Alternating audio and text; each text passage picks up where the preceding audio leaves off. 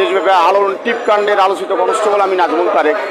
আসলে সবাই জানতে চায় যে ঘটনার দিন কী ঘটেছিল, তার একটা স্মৃতিচারণ করে আমি পুলিশ তোমার পৌররক্ষা ডিভিশনে চাকরি করতাম। আমার বাসা ছিল আগারগাঁয়ে। আমি আসতেছিলাম শনিবার, শনিবার 2 রোজার ঘটনাটা। আমি বাইক চালায় উল্টো আসতেছি খুব স্লো, আর যার জন্য আমি আগেও জাতির কাছে ক্ষমা চেয়েছি উল্টা যাওয়ার জন্য, আমি আবারও ক্ষমা চাচ্ছি। তখন আমি যখন যাই উল্টা, তখন এক ভদ্রমহিলা মোবাইলে কথা বলতে বলতে আসতেছিল, আসলে আমার বাইকের সাথে ধাক্কা লাগছে। লাগার পরবর্তীতে সে আমাকে ডিরেক্টলি বলছে, এই বাসটার তুই উল্টা গেলে কেন? তখন আমি বলি যে ম্যাডাম আমি সরি বলে যখন চলে যাইতেছি, তখন আমার ইউনিফর্ম দিয়ে টান দিয়ে ফেলে দিয়েছে পোশাক পরা অবস্থায়। আপনারা জানেন রাষ্ট্রীয় কর্মচারীকে ফেলে দেওয়া অপরাধ, গুরুতর অপরাধ, ফৌজদারি মামলার সামিল। এখন আমাকে ফেলে দিয়ে যে অপরাধ করছে তা থেকে নিজে আড়াল করার জন্য, এবং পরবর্তীতে জানছি উনি রয়ের এজেন্ডা বাস্তবায়ন করার জন্য বাংলাদেশে ওনাকে বেতন এবং অন্যান্য সুযোগ সুবিধা দেওয়া হয়ে থাকে।